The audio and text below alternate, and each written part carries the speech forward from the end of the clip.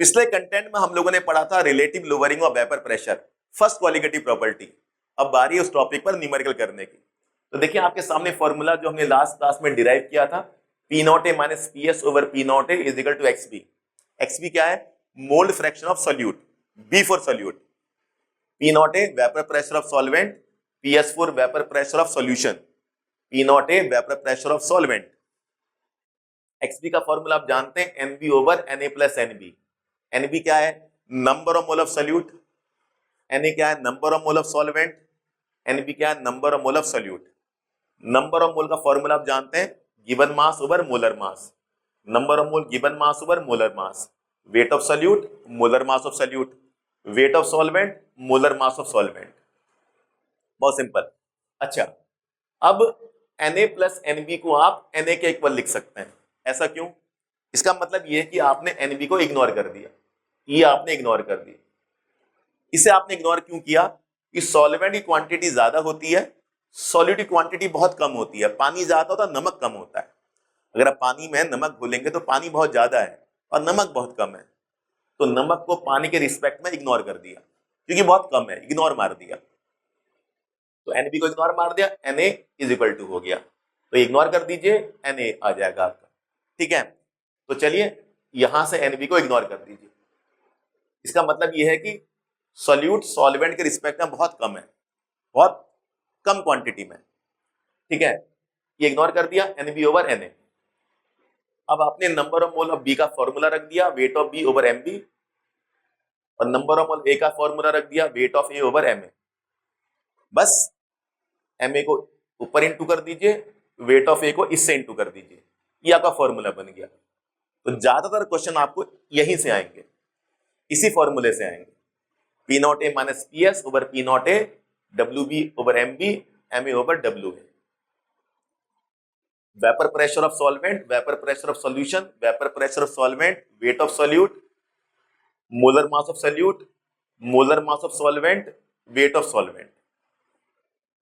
अब आपके पास पहला क्वेश्चन है, देखिए question number 1, the vapour pressure of pure benzene is at certain temperature is 0.850 बार। ये बेंजीन का वेपर प्रेशर है। बेंजीन कौन होता है? सॉल्वेंट। बेंजीन आपका सॉल्वेंट होता है, तो सॉल्वेंट का वेपर प्रेशर मेंशन है, पी नॉट ए मेंशन है, 0.850 बार। अब क्या किया? A non volatile solute 0.5 gram, weight of B mention है, weight of solute. Weight of solute कितना? 0.5 gram. Weight of solute 0.5 gram is added to 39 gram of benzene. Benzene कौन? Solvent. Weight of A for solvent, B for solute. Weight of B 0.5 gram, weight of A 39 gram, weight of B, weight of A. Simple. Molar mass of solvent, bracket में आपने benzene का molar mass लिखा है 78। Benzene solvent है, उसका molar mass 78 है, तो molar mass of solvent, A for solvent, 78 gram per mole. Vapour pressure of solution then is 0.845 bar. Vapour pressure solution PS 0.845 bar. जरा इंटरेस्टिंग सी बात देखिए। इंटरेस्टिंग बात क्या है? जैसे ही आपने नॉन वोलेटाइल सॉल्यूट डाला, वेपर प्रेशर डिक्रीज हो गया, 0.850 से 0.845 बार हो गया। तो जब भी आप नॉन वोलेटाइल सॉल्यूट सॉल्वेंट में डालते हैं तो वेपर प्रेशर डिक्रीज हो जाता है, लोअरिंग ऑफ वेपर प्रेशर। निकालना क्या है? Molar mass of solute. Molar mass of solute निकालना है, नॉन वोलेटाइल सोल्यूट का मोलर मास निकालना है, एमबी निकालना है। एमबी आपको निकालना है, बाकी सब मेंशन है। फॉर्मूला देखिए, P not A minus P S over P not A, W B by M B, M A over W A. P not A कितना गिवन है? 0.850। पी एस कितना? 0.845 बार। पी नॉट ए कितना? 0.850। Weight of B 0.5, weight of A, weight of B 0.5, weight of A 39, ये आपका 39। Molar mass of solvent 78, ये आपका 78 है। ये देखिए मोलर मास ऑफ सॉल्वेंट कितना? 78, एम ए 78, डब्ल्यू ए 39 और डब्ल्यू बी 0.5। क्या निकालना आपने? एम बी निकालना है, मोलर मास ऑफ सोल्यूट निकालना है। कितना निकलेगा 170 ग्राम पर मोल। इस तरह से आपका एमबी आ गया।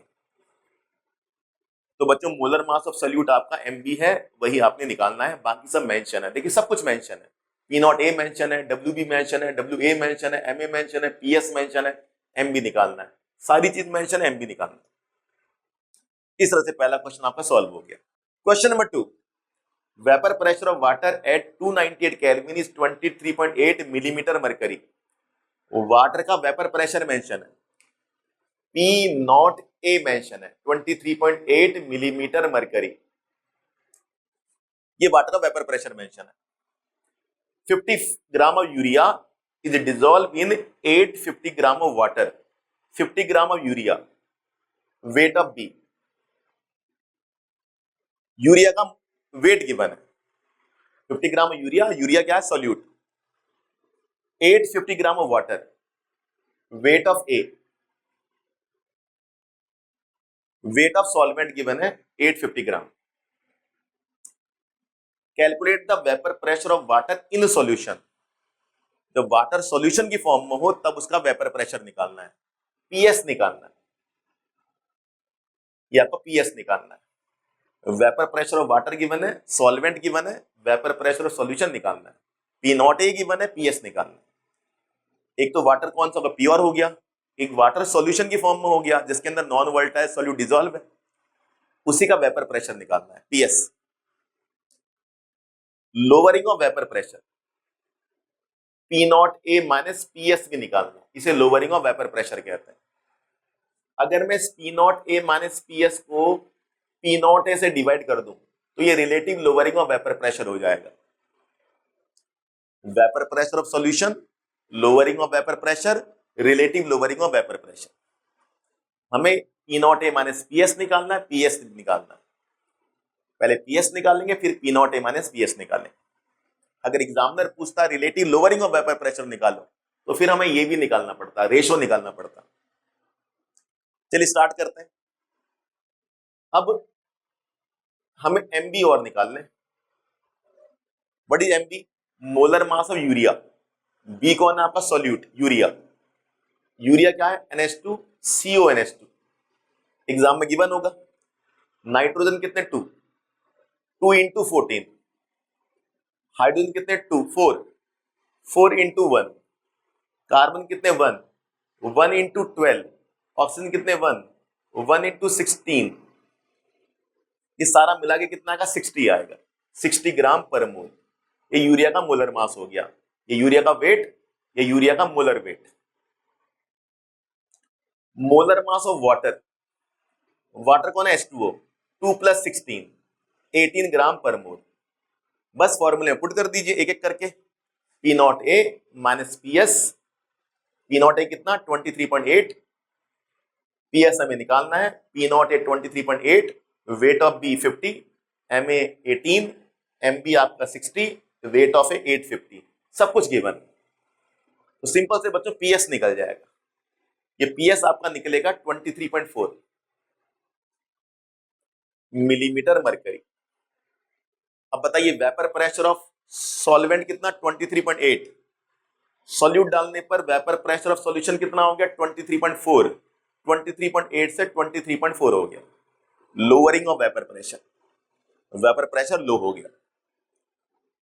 तो सॉल्यूट डालने पर क्या होता है, वेपर प्रेशर सॉल्वेंट का कम हो जाता है, यानी कि सॉल्वेंट जो सॉल्यूशन की फॉर्म में आ गया अब उसका वेपर प्रेशर कम हो जाएगा, 23.8 से 23.4 हो जाएगा। तो अब हमें निकालना P not A minus PS. तो बताइए कैसे निकालेंगे? 23.8 में से 23.4 को सेपरेट कर देंगे, दोनों को सेपरेट करो 0.4, इतना वेपर प्रेशर आपका लो हो गया, इतना डिक्रीज हो गया 0.4। और अगर हमें ये निकालना होता relative lowering of vapour pressure तो क्या करते हैं, 0.4 ऊपर रखते हैं, P not A minus PS, और पी नॉट ए 23.8 उसको डिवाइड कर देते, तो जो भी आंसर आता वो आपका relative lowering of vapour pressure हो जाता। सिंपल हो गया। तो क्वेश्चन नंबर 2 हमारा सॉल्व हो गया। इसके बाद question number 3, a solution containing 30 gram of non volatile solute, 30 gram of non volatile solute dissolve in 90 gram of water, 90 gram of water, B for solute, A for solvent। Simple. Has a vapour pressure 2.8 kilo pascal. Vapour pressure कितना? 2.8 kilo pascal. कितना simple है, solute को solvent में डाला, solution बन गया, उसी solution का वेपर प्रेशर मेंशन है। Further 18 gram of water is then added. हमने 18 ग्राम वाटर और डाल दिया, इसमें आप 18 ग्राम वाटर फर्दर डाल दो तो कितना होगा? 108 हो जाएगा। तो 90 प्लस 18 108 ग्राम। सिंपल हो गया। 90 ग्राम वाटर था, उसमें 18 ग्राम वाटर और डाल दिया तो 108 ग्राम वाटर हो जाएगा। New vapour pressure become 2.9 kilo pascal. नया वेपर प्रेशर आ गया 2.9 किलो पास्कल। पहले वेपर प्रेशर कितना था? 2.8, अब हो गया 2.9। वाटर के अमाउंट में चेंज हो गया तो वेपर प्रेशर भी चेंज हो गया। सॉल्यूट दोनों केस में सेम है। हमें निकालना क्या है? Calculate molar mass of solute, vapour pressure of water. ये दो चीजें निकालनी है, molar mass of solute, vapour pressure of water. अब चलिए फॉर्मूला पुट कर लेते हैं। WB पता है, WA पता है, PS दोनों में हमें पता है।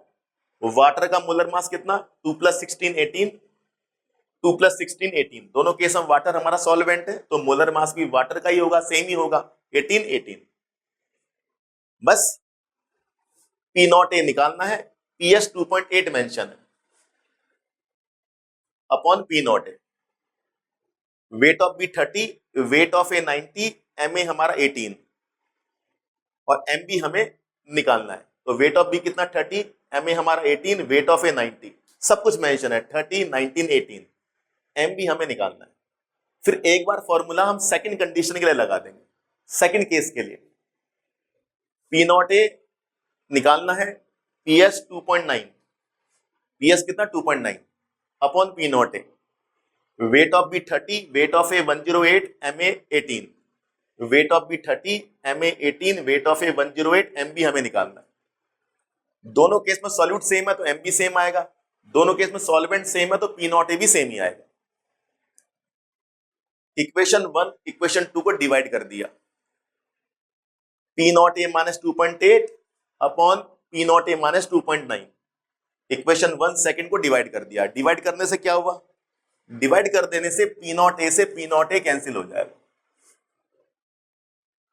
MB से MB कैंसिल हो जाएगा, तो ये न्यूमरेटर में आ जाएगा, ये डिनोमिनेटर में आ जाएगा।